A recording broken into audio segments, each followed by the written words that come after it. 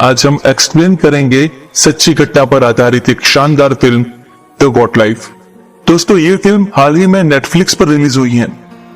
Film की शुरुआत में हम नजीब और हकीम नाम के दो भाइयों को सऊदी अरब के एयरपोर्ट पर देखते हैं।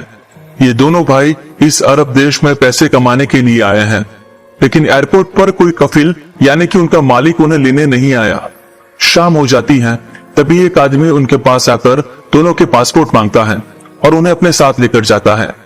नजीब उस कफिल से पानी मांगता है, लेकिन वो उन्हें पानी देने का इनकार करते हुए गाड़ी में पीछे बैठने के लिए कहता है। काफी लंबा सफर तय करने के बाद वे एक रेगिस्तानी इलाके में पहुंचते हैं। रात हो चुकी है। नजीब और हकीम रेगिस्तान देखकर काफी परेशान होते हैं, क्योंकि वे तो कंपनी में काम करने के लिए आए थे। हकीम उन्हें समझाने की कोशिश करता है, क्योंकि वो अंग्रेजी और हिंदी भाषा जानता है, जबकि नजीब सिर्फ मलयालम ही बोल सकता है। लेकिन वो कफिल हकीम को दूसरे अरब शेख को बेच देता है और नजीब को अपने साथ ले जाता है। हकीम कहता है कि हमें अलग मत करो। नजीब उसे रोकने की काफी कोशिश करता है, तब वो उसे बुरी तरह से पीटता है और गाड़ी में बिठाकर अपने साथ ले जाता है। कुछ आगे जाकर गाड़ी रोककर कफिल नजीब को गाड़ी से नीचे बुलाता है, जहां वो नजीब को उसके एक आदमी से मिलवाता है और वहां से चला जाता है। अब वो दूसरा आदमी नजीब को वहीं सोने के लिए कहता है। नजीब कुछ समझ नहीं पाता और इस नए देश में खुद को काफी अकेला महसूस करता है। तभी उसकी नजर एक बुजुर्ग आदमी पर जाती है। ये बूढ़ा आदमी हिंदी में बात कर रहा है, लेकिन नजीब को हिंदी भी नहीं आती। नजीब इशारे से उस बूढ़े आदमी से पानी मांगता है। वो पानी की टंकी दिखाकर कहता है कि वहां जाकर पानी पी लो। नजीब ने कई घंटों से पानी नहीं पिया था। रेगिस्तान में तेज हवाएं चल रही हैं। ठंड से नजीब कांप रहा है, इसलिए वो टेंट के अंदर जाकर सो जाता है। नजीब को अपना गांव और अपने दोस्त यार याद आते हैं। नजीब कई सालों से अरब देश में आकर पैसा कमाना चाहता था। वो अक्सर अपने दोस्तों को देखता है जिन्होंने अरब देश में आकर काफी पैसे कमाए हैं। नजीब भी विदेश आकर पैसा कमाना चाहता था, ताकि उसके घर की गरीबी दूर हो सके। तभी उसका एक दोस्त बताता है कि 30,000 रुपये में वीजा मिल जाएगा और वो यहाँ आ पाएगा। नजीब अपना घर गिरवी रखकर सऊदी अरब आ जाता है। नजीब को अपना परिवार याद आता है। उसकी बीवी प्रेग्नेंट है। वो और उसकी माँ नजीब के विदेश जाने की खुशी में पकवान बनाकर उसे खिलाते हैं। परिवार को याद करते हुए नजीब गहरी नींद में सो जाता है। तभी टेंट में सो रहा आदमी जाग जाता है। वो नजीब को लात मारकर उठाता है और कहता है कि तुम्हारी हिम्मत कैसे हुई इस टेंट के अंदर सोने की। वो उसे बाहर जाकर सोने के लिए कहता है। नजीब बाहर आकर सो जाता है। सुबह उठकर नजीब देखता है कि वो बूढ़ा आदमी बकरियों का दूध निकाल रहा है। वो नजीब को अपने पास बुलाकर दूध देता है और कहता है कि ये दूध मालिक को दे दो। नजीब को लगा कि वो दूध उसे पीने के लिए दे रहा है। नजीब दूध पीने लगता है। ये देखकर बूढ़ा आदमी दूध छीनकर उसे इशारे से बताता है कि इसे मालिक को दे दो। नजीब टेंट के अंदर जाकर उसके मालिक को दूध देता है। तब वो अरबी नजीब से कहता है कि बाहर जाकर बकरियों का दूध निकालना सीखो। नजीब उसके पैर पकड़कर गिड़गिड़ाता है और कहता है कि वो यहाँ ये सब करने नहीं आया, उसे कंपनी में काम करने के लिए जाना है। लेकिन वो अरबी को कुछ समझ नहीं आता और वो नजीब को टेंट से उठाकर बाहर फेंक देता है। तभी वहां पर कफिल आता है, जो उसे एयरपोर्ट से यहाँ पर लाया था। नजीब उसे अपने डॉक्यूमेंट और जिस कंपनी में जाना है उसका नंबर देता है, लेकिन कफिल वो नंबर और पता फाड़ के फेंक देता है। नजीब रोने लगता है। वो खुद को बेबस पाता है। तभी कफिल उसे खाने के लिए बुलाता है और उसे एक मोटी रोटी, जिसे ठीक से पकाया भी नहीं गया, खाने के लिए देता है। नजीब काफी भूखा है और वो रोटी खाने लगता है, लेकिन रोटी कच्ची होने के कारण उसके हलक से नीचे नहीं उतर रही।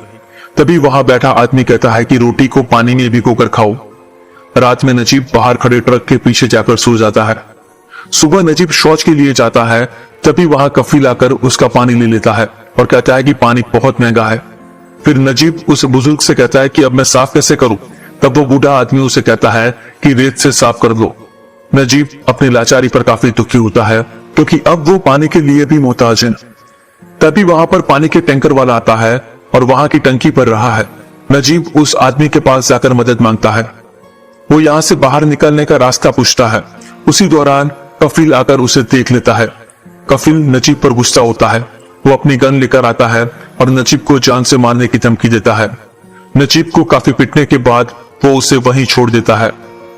नजीब को अपना गांव याद आता है, जहां वो नदी में नहाता था और यहाँ कितने दिनों से वो नहाया नहीं है। रात में नजीब उस बूढ़े आदमी के पास जाकर पूछता है कि तुम्हें यहाँ आए कितना वक्त हुआ है। तब वो बूढ़ा आदमी कहता है कि एक बार जो यहाँ आ जाता है वो वापस नहीं जा सकता। अगली सुबह वो अरबी नजीब को कहता है कि बकरियों का दूध निकालो, और वो बूढ़ा आदमी कहीं दिखाई नहीं दे रहा। नजीब को दूध निकालने का कोई अनुभव नहीं है। भेड़ बकरियां उस पर हमला कर देती है। वो बुरी तरह से घायल हो जाता है, लेकिन बीतते वक्त के साथ नजीब ये काम भी सीख जाता है। एक दिन काम करते वक्त नजीब की नजर शीशे पर जाती है और वो खुद का चेहरा देखकर काफी दुखी होता है। उसका चेहरा काफी बदल चुका है। नजीब सोच रहा है कि वो यहाँ से कभी निकल नहीं पाएगा, इसलिए वो पहाड़ी से नीचे कूदकर मरने की कोशिश करता है। वो पहाड़ी पर जाता है और देखता है कि नीचे कई सारे गिद्ध एक मुर्दे को नोच रहे हैं। नजीब नीचे जाकर देखता है कि ये लाश किसी और की नहीं बल्कि उसके साथ काम करने वाले बूढ़े आदमी की है, जिसे मरने के बाद रेगिस्तान में फेंक दिया गया ताकि गिद्ध उसे नोच कर खा जाए। नजीब सोचता है कि अगर वो यहाँ रुका तो उसका भी यही हाल होगा। नजीब वापस आ जाता है और अगली सुबह वहां से भागने की कोशिश करता है, लेकिन उस अरबी आदमी को पता चल जाता है। वो ऊंट पर बैठकर नजीब का पीछा करता है और गोली चलाता है। गोली की आवाज से नजीब डर कर वहीं बैठ जाता है। वो अरबी आदमी नजीब को बुरी तरह से पीटता है और उसका एक पैर तोड़ देता है ताकि वो भाग न पाए। वो नजीब को बांध कर रखता है। रात हो जाती है और नजीब बड़ी मुश्किल से अपने हाथ खोलकर पानी पीता है। हम देखते हैं कि नजीब को यहाँ पर काफी वक्त बीत चुका है।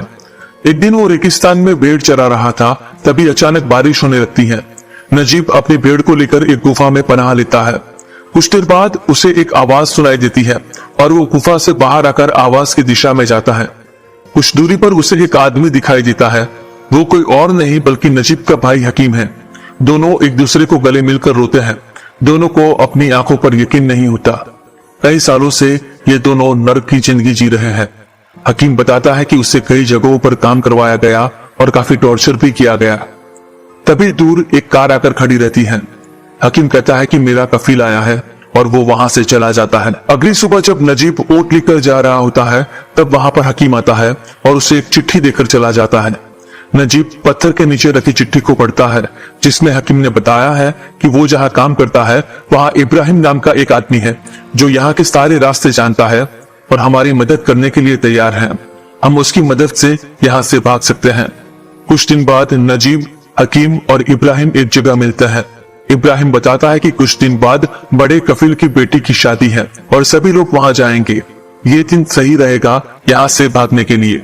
आखिरकार वो दिन आता है जब नजीब को वो अरबी बताता है कि वो 2 दिन के लिए कफील की बेटी की शादी में जा रहा है और तुम यहाँ पेड़ का ख्याल रखोगे।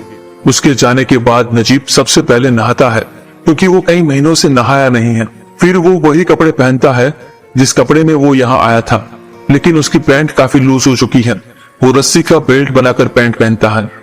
अब नजीब यहाँ की भेड़ को चारा देता है और कहता है कि वो यहाँ से जा रहा है और कभी वापस नहीं आएगा। तभी हकीम और इब्राहिम वहां पर आते हैं और तीनों यहाँ से निकल जाते हैं। रात हो जाती है। तीनों काफी थक चुके हैं। रास्ते में वे देखते हैं कि एक काफिला आराम कर रहा है। इब्राहिम उनके पास पानी लेने के लिए जाता है, लेकिन वहां बैठा आदमी उन पर गोलियां चलाने लगता है और तीनों वहां से भाग जाते हैं। सुबह हो जाती है। हकीम और नजीब दोनों को प्यास लगी है। हकीम इब्राहिम से पूछता है कि सड़क कहाँ पर है? यहाँ तो चारों ओर सिर्फ रेगिस्तान ही रेगिस्तान है। तब इब्राहिम कहता है कि हम रास्ता भटक चुके हैं और सूर्य की दिशा में आगे बढ़ रहे हैं। कुछ देर बाद हकीम दिखता है कि एक ऊंट पानी पी रहा है। वो पागलों की तरह दौड़ता है। इब्राहिम कहता है कि वहां पानी नहीं है, यह सिर्फ तुम्हारा भ्रम है। हकीम नजदीक जाकर देखता है कि वहां एक मरा हुआ ऊंट पड़ा था। तीनों फिर से आगे बढ़ते हैं और एक जगह नमाज पढ़ने के लिए रुकते हैं। तभी कई सारे रेगिस्तानी जहरीले सांप रेत से बाहर निकलते हैं। इब्राहिम हकीम को खींचकर बचा लेता है, लेकिन नजीब का पैर टूटा हुआ है और वो तेजी से भाग नहीं सकता। तभी इब्राहिम उसे कहता है कि हिलना मत, चुपचाप खड़े रहो, और सांप नजीब के पैर पर होते हुए चले जाते हैं। अब दोनों भाई काफी थक चुके हैं। नजीब के पैरों में छाले पड़ चुके हैं। वो आगे नहीं बढ़ सकता, इसलिए इब्राहिम अपना जैकेट निकालकर उसके पैर में बांध देता है। कुछ देर आगे जाकर दोनों भाई फिर से गिर जाते हैं। उन्हें बेहद प्यास लगी है। इब्राहिम दोनों को हिम्मत देता है। हकीम काफी थक चुका है, जिसे इब्राहिम अपने कंधों पर उठा लेता है, लेकिन कुछ वक्त बाद नजीब भी नीचे गिर जाता है। दोनों भाइयों को होश नहीं है, इसलिए इब्राहिम उन्हें अपना पसीना पिलाता है। फिर तीनों आहिस्ता आहिस्ता आगे बढ़ते हैं। कुछ देर आगे बढ़ने के बाद हकीम को हेलुसिनेशन होने लगता है। उसे शहर दिखाई देता है। वो भागने लगता है और चिल्लाता है कि हम पहुंच गए। वो भूख के मारे रेत खाने लगता है। नजीब उसे संभालने की कोशिश करता है, लेकिन वो नजीब को भी धक्का देकर भागने लगता है और गिर जाता है। उसके मुंह से खून आने लगता है। नजीब अपने भाई को बचाने की कोशिश करता है, लेकिन हकीम की सांसें रुक जाती हैं। तभी रेगिस्तान में भयानक तूफान आता है। इब्राहिम नजीब को बचाकर आगे ले जाता है, लेकिन दोनों तूफान की चपेट में आ जाते हैं। कुछ देर बाद तूफान शांत हो जाता है। इब्राहिम और नजीब जिंदा है। नजीब खड़ा होकर अपने भाई को पुकारता है, जिसकी डेड बॉडी रेगिस्तान में दफन हो चुकी है। इब्राहिम नजीब को कहता है कि अगर हमें जिंदा रहना है तो आगे बढ़ना होगा। दोनों चलते जाते हैं। शाम होने को है, तभी उन्हें कुछ पेड़ और पानी दिखाई देता है।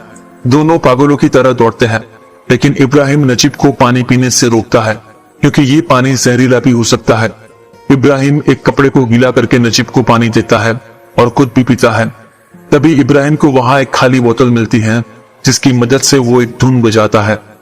कुछ देर बाद उन्हें आकाश में परिंदे दिखाई देते हैं, जिससे उन्हें समझ में आता है कि किस दिशा में आगे जाना चाहिए।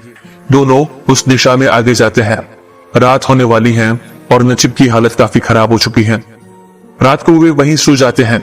सुबह नजीब की आंख खुलती है और वो देखता है कि इब्राहिम वहां पर नहीं है। तभी उसे पानी की बोतल दिखाई देती है, जिसे इब्राहिम रखकर चला गया है। रेगिस्तान में नजीब अकेला आके पड़ता है। भूख और धूप ने उसे बेहाल कर दिया है। उसके पैर में काफी दर्द हो रहा है। वो पानी की बोतल निकालकर पानी पीता है। तभी उसे नजदीक से गाड़ियों के गुजरने की आवाज सुनाई देती है। वो उस दिशा में भागने लगता है और देखता है कि वो हाईवे पर पहुंच चुका है। शाम हो चुकी है। वो रोड से गुजर रही गाड़ियों को रोकने की कोशिश करता है, लेकिन पूरी रात कोई नहीं रुकता। अगली सुबह नजीब सड़क पर आगे जा रहा है। तभी एक कार उसके पास आकर रुकती है। ये एक अरबी शेठ है, जो उसे अपनी गाड़ी में बिठाता है और पीने के लिए पानी देता है। वे शहर में आते हैं।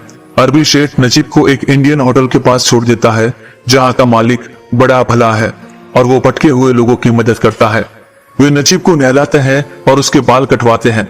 नजीब की तबीयत खराब है, इसलिए वो वहीं पर डॉक्टर बुलाकर उसकी ट्रीटमेंट करवाते हैं। नजीब पूरी रात आराम करता है। अब वो काफी ठीक महसूस कर रहा है। होटल मालिक नजीब को कहता है कि तुम्हारे दिए हुए पते से तुम्हारे परिवार के साथ कांटेक्ट हो चुका है, और वो नजीब की उसके परिवार से बात करवाता है। नजीब रोने लगता है। फिर नजीब को पुलिस स्टेशन ले जाया जाता है, ताकि प्रोसेस पूरी करने के बाद उसे वापस इंडिया भेज दिया जाए। जिनके पास डॉक्यूमेंट नहीं होते, उन्हें जेल में 3 महीने रखा जाता है।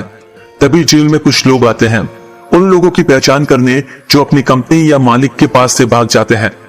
अरबी कफिल लोग अपने गुलामों को पहचान कर वापस ले जाते हैं। तभी वहां नजीब को वो कफिल दिखाई देता है, जो उसे गुलाम बनाकर ले गया था। वो नजीब के पास आकर रुकता है, फिर उसके सिर पर हाथ रखकर कहता है कि तो तुम मेरे यहाँ से भाग ही गए। अगर तुम्हें मैंने स्पॉन्सर किया होता तो मैं तुम्हें वापस रेगिस्तान में ले जाकर सबक सिखाता। इतना कहकर कफिल वहां से चला जाता है। नजीब काफी डर जाता है। तभी उसके बाजू में खड़ा आदमी बताता है कि उसने तुम्हें स्पॉन्सर नहीं किया था, इसलिए वो चला गया, लेकिन तुम गलत वीजा पर आए थे, इसलिए उसकी चुंगाल में फंस गए। लेकिन अब तुम अपने घर वापस जा सकते हो। नजीब वहीं बैठकर रोने लगता है। अगले सीन में हम देखते हैं कि नजीब प्लेन की ओर जा रहा है। तब वो कहता है कि जब कोई विदेश से अपने देश जाता है, तब घर वालों के लिए तोहफे लेकर आता है, लेकिन मेरे पास मेरी पत्नी और बेटे को देने के लिए सिर्फ मेरी बची हुई जिंदगी है। और इसी के साथ सच्ची घटना पर आधारित ये फिल्म समाप्त हो जाती है। दोस्तों, फिल्म का एक्सप्लेनेशन पसंद आया हो तो वीडियो को लाइक और शेयर कीजिए।